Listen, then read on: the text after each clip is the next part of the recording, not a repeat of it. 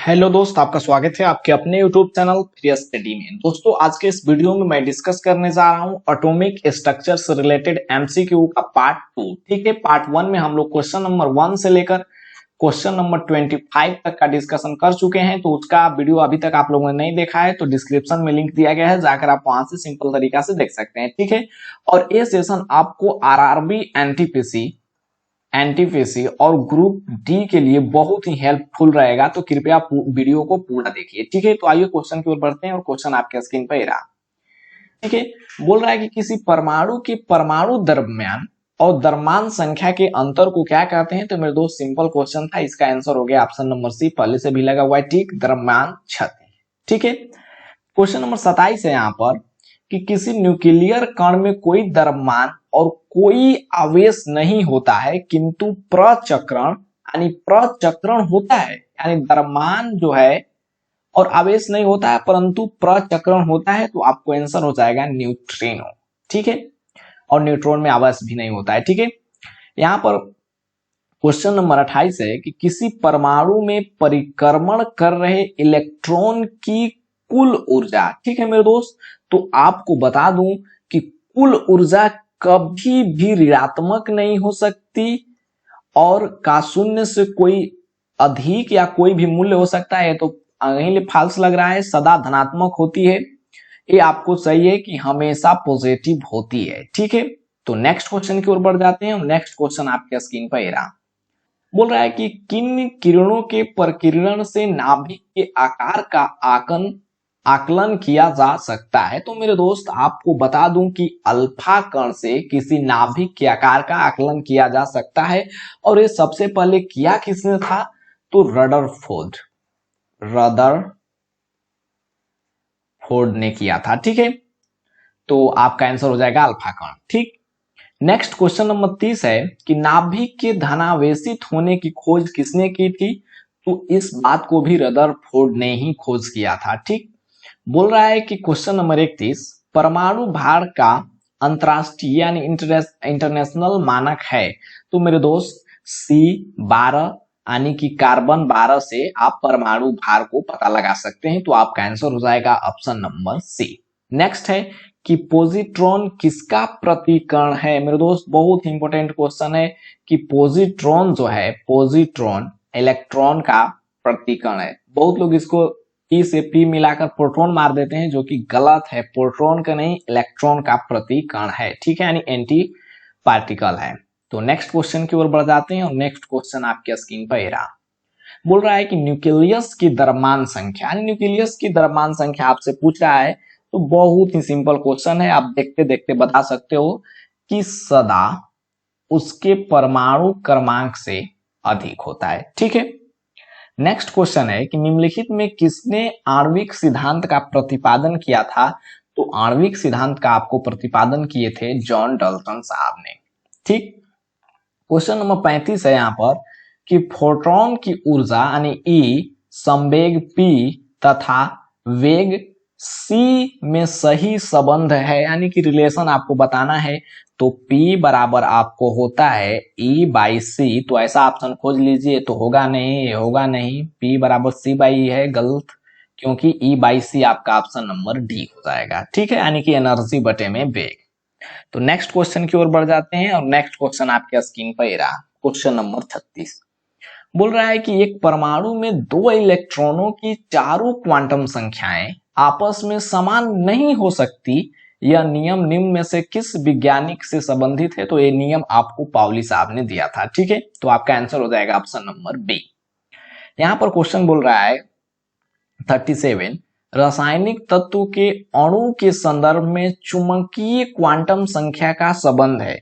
तो चुंबकीय क्वांटम संख्या का संबंध आपको चक्रण से है। सिंपल क्वेश्चन था, बट आपको बता दूं कि ये यूपीएससी 2003 में पूछ भी चुका है मेरे दोस्त, तो इसको आप लोग ध्यान रखिएगा। ठीक, क्वेश्चन नंबर 38 है क्वांटम संख्या जो किसी कक्षा में अंतरिक्ष यानी कि अंतरिक्ष में अभिविन्यास की दिशा विनिर्दिष्ट करता है वह है। देखिए बहुत ही इसमें खराब लैंग्वेज यानी हिंदी का यूज कर दिया है। तो आपका आंसर हो जाएगा चुंबकीय यानी कि मैग्नेटिक क्वांटम नंबर। ठीक है, थोड़ा सा इस प्रकार के हिंदी क्वेश्चन को आप लोग समझने की कोशिश कीजिएगा, इंग्लिश भी देख लीजिएगा इसका, ठीक है। नेक्स्ट क्वेश्चन है क्वेश्चन नंबर 39, बोल रहा है कि किसी तत्व के रासायनिक गुण निम्न में से कौन तय करता है, यानी उसका रासायनिक गुण कौन तय करता है, तो इलेक्ट्रॉन की संख्या, सिंपल है, यानी कि नंबर ऑफ इलेक्ट्रॉन्स। तो आपको आंसर हो जाएगा बी, और ये एसएससी 2012 में पूछ भी चुका है, ठीक। क्वेश्चन नंबर 40 की ओर बढ़िए। क्वेश्चन नंबर 40 बोल रहा है कि किसी परमाणु के बाह्यतम कक्षा, ठीक है, यानी एक्सटर्नल सेल में कितने इलेक्ट्रॉन रह सकते हैं, तो ये तो कोई बता सकता है कि सिर्फ और सिर्फ 8 इलेक्ट्रॉन रह सकते हैं, ठीक है मेरे दोस्त। और सभी अक्रिय गैसों के बाह्यतम सेल में 8 इलेक्ट्रॉन होते हैं, ये बात भी आप लोग ध्यान रखिएगा, ठीक है। बोल रहा है कि एक परमाणु में 9 इलेक्ट्रॉन, 9 प्रोटॉन तथा 10 न्यूट्रॉन है, उसकी द्रव्यमान संख्या होगी, तो मेरे दोस्त द्रव्यमान संख्या यानी मास नंबर बराबर होता है A is equal to N plus P। N जहां इंडिकेट करता है न्यूट्रॉन को और P इंडिकेट करता है प्रोटॉन को, तो N न्यूट्रॉन यानी कि 10 हो जाएगा और प्रोटॉन यहाँ पर 9 हो जाएगा, तो 10 प्लस 9 आपका आंसर हो जाएगा 19, ठीक है। सिंपल क्वेश्चन था, बट आपको ये सूत्र याद होना चाहिए। देखिए उसी पर डिपेंड भी क्वेश्चन है, बोला है कि 88 Ra 226 के नाभिक में न्यूट्रॉन और प्रोटॉन की संख्या ज्ञात करें। तो न्यूट्रॉन की संख्या कैसे निकालेंगे, द्रव्यमान संख्या माइनस परमाणु संख्या, या फिर उसे प्रोटॉन संख्या बोल सकते हैं, या फिर E बराबर P बराबर Z होता है, ठीक है। तो इसे इलेक्ट्रॉन भी बोल सकते हैं, प्रोटॉन भी बोल सकते हैं, आप परमाणु संख्या भी बोल सकते हैं, ठीक है। तो 226 में से 88 घटा लीजिए, तो 226 में से आप 88 घटाएंगे तो 16 में से 8 गया 8, और 11 में से 8 गया 3, आपका 138 आ गया न्यूट्रॉन।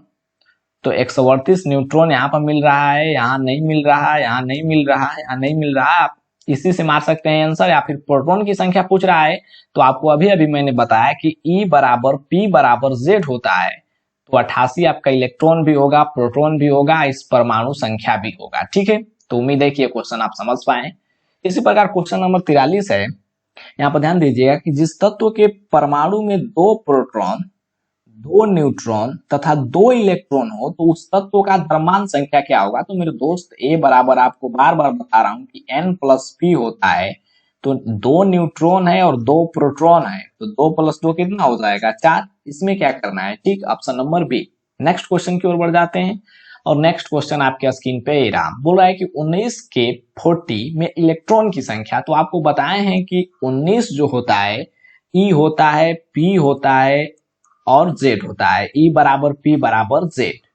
तो या इलेक्ट्रॉन पूछे, या फिर प्रोटॉन पूछे, या फिर परमाणु संख्या यानी एटॉमिक नंबर पूछे, ठीक है, तो 19 ही होगा। अगर एटॉमिक मास पूछता तो 40 हो जाता, ठीक है। उम्मीद है कि ये क्वेश्चन आप समझ पाए, सिंपल था। बोला है कि यदि परमाणु की तीसरी कक्षा सबसे, यानी तीसरी कक्षा थर्ड सेल सबसे बाहरी कक्षा हो, यानी एक्सटर्नल सेल हो, तो उसमें इलेक्ट्रॉन की अधिकतम संख्या हो सकती है। तो मेरे दोस्त उसके लिए सूत्र होता है 2n², जहां n बराबर आपको 3 दे रखा है, तो 3 का स्क्वायर हो जाएगा 9 और 9 दूना 18, ठीक है, तो ये हो जाएगा 18।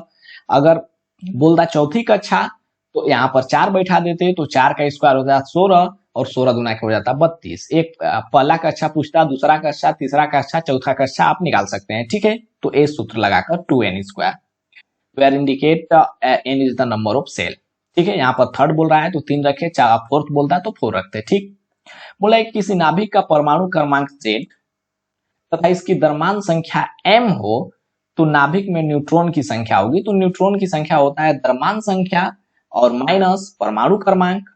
अरे द्रव्यमान संख्या m माइनस Z आपका आंसर हो जाएगा मेरे दोस्त, क्योंकि यहाँ पर मान लीजिए कोई परमाणु है, ठीक, इसका द्रव्यमान संख्या m है, ठीक है, और परमाणु क्रमांक Z है, ठीक है।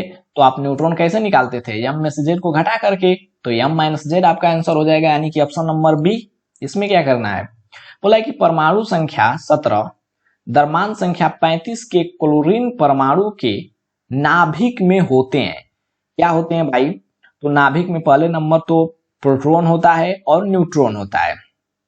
तो यहां पर आप लोग निकाल लीजिए, यहां पर A बराबर आप निकालना चाहें तो हो जाएगा P प्लस N, ठीक है। जबकि परमाणु संख्या आपको दिया है तो P बराबर E बराबर Z होता है, तो हो जाएगा 17 और द्रव्यमान संख्या दिया है 35, तो 35 में से 17 घटा लीजिए, यानी कि माइनस कर लीजिए, बराबर के इस साइड आएगा तो 17 माइनस हो जाएगा, तो आपका हो जाएगा 17, 18, 35, तो न्यूट्रॉन हो जाएगा आपका 18। ठीक है, न्यूट्रॉन हो जाएगा आपका 18। इस क्वेश्चन को समझने का प्रयास कीजिएगा। ठीक, अगर नहीं समझ में आया तो कमेंट बॉक्स में कमेंट लिख दीजिएगा, मैं समझा दूंगा फिर से, बट यही प्रोसेस है। ठीक, नेक्स्ट क्वेश्चन की ओर बढ़ जाते हैं, और नेक्स्ट क्वेश्चन आपके स्क्रीन पर रहा। बोला है कि निम्नलिखित में कौन इलेक्ट्रॉनिक विन्यास संभव नहीं है। ठीक है मेरे दोस्त, ये अच्छा क्वेश्चन है, तो आपको बी इनकरेक्ट होगा, क्योंकि 1s², 2s², 2p6 और उसके बाद होता है 3s², जबकि 2d10 दिया है। ठीक है, तो इस प्रकार से ए संभव नहीं हो पाया, तो आपका राइट आंसर हो जाएगा ऑप्शन नंबर बी। ठीक है, इलेक्ट्रॉनिक विन्यास सबसे पहले तो आपको लिखना आना चाहिए, तभी आप इस प्रकार के क्वेश्चन को कर सकते हैं, वरना इस प्रकार के क्वेश्चन आपसे छूट जाएगा। ठीक, यहाँ पर देखिए बोल रहा है कि 1s², 2s², 2p6 में इलेक्ट्रॉनिक विन्यास है, यानी कि इसका इलेक्ट्रॉनिक विन्यास है। तो पहले यहाँ पर गिन लीजिए, इसका 2, 2, 4, 6, 10। ठीक है, यानी कि 10 इलेक्ट्रॉन होना चाहिए। तो 10 इलेक्ट्रॉन किसमें होगा मेरे दोस्त? नियोन में होगा, तो या तो ऑप्शन सी होगा या फिर ऑप्शन बी होगा। ए और बी, डी तो होगा नहीं, और उसके बाद उसके साथ साथ एक और ऑप्शन दिया है Na+ और F, तो F का भी नहीं होगा, क्योंकि F बराबर होता है, या इसको मैं इस प्रकार समझा देता हूं कि सोडियम 11 होता है। ठीक है, जबकि एक इलेक्ट्रॉन सोडियम प्लस है तो दे चुका है, तो इसका भी परमाणु संख्या 10 ही हो गया। ठीक है, 10 ही इलेक्ट्रॉन हो गया इसमें, तो 10 ही का नया इलेक्ट्रॉनिक विन्यास लिखा गया है मेरे दोस्त। तो इस प्रकार से आपका आंसर हो जाएगा ऑप्शन नंबर बी। नियोन कहें या फिर Na+ कहें, दोनों सेम हो जाएगा।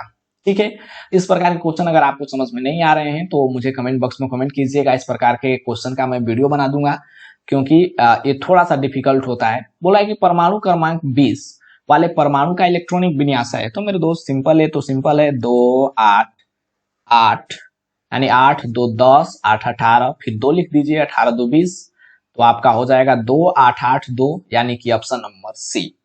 ठीक है मेरे दोस्त, उम्मीद है कि आपको ये वीडियो अच्छा लगा होगा। अगर पसंद आया है तो चैनल को सब्सक्राइब करके बेल आइकन को जरूर प्रेस कीजिए, ताकि जब मैं पूरे लूसेंट का MCQ कराऊं बेस्ट वे में, तो नोटिफिकेशन आपको मिलता रहे। थैंक यू वेरी मच, मिलते हैं नेक्स्ट वीडियो में।